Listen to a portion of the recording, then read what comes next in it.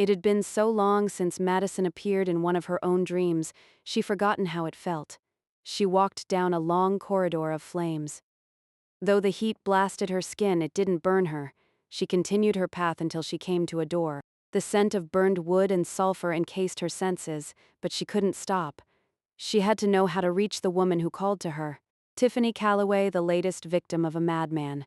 It took Madison a moment to gather the courage to touch the doorknob engulfed in flames. Years of self-preservation experience taught her that fire burned. The flames around her looked real, smelled real, even had massive heat, but it didn't seem to consume what it touched. Rather, the two went hand in hand. The corridor and flames were one. The doorknob and fire existed as one entity. She reached out and turned the small glowing orb. Just as she touched it, the door swung open and permitted her entrance. A part of her accepted that she probably shouldn't be going through this alone, but the call from Tiffany turned out to be something she couldn't refuse. In Madison's state of unconscious, she lacked the power to pull herself out. I wondered when you'd arrive. A strong voice said.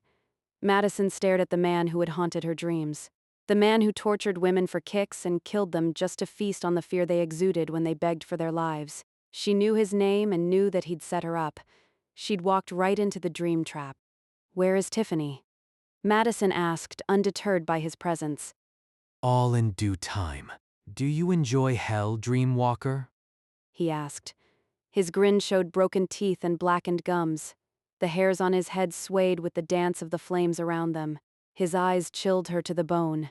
They were completely vacant. She saw not one sign of life within them. Why did you bring me here? She asked. I came to make a deal with you. Somehow, I don't think you and I could come to an agreement on anything. Don't be so hasty, Hunter.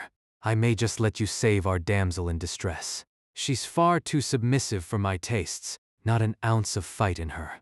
Do call me Mastema.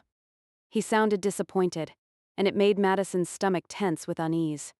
Then let me bring her home, she said. What will you do for me? He asked with an obvious leer. The look on his face let Madison know that she'd never leave that place. He planned to trap her in the dream, and she willingly opened the door. For one who spent so much time observing others' nightmares, being in her own left a bad taste in her mouth. Pain. Her body in distress would wake up Brian. She prayed he hadn't done something chivalrous like had her moved to her own bed. Please, God, please let him wake. She covered one hand with the other and hoped that he didn't notice the subtle move. She dragged her fingernails over the soft skin on the back of her hand, using as much force as she could muster. It amazed her how hard it was to hurt herself. It took at least 3 tries before she broke through the skin, and then pain roared through her arm like a steam engine. With a quick glance down, she realized that she'd somehow managed to rip right through the skin and blood began to drip from her hands. What are you doing? He asked. Stop that. She continued openly after he noticed, to ravage the back of her hand.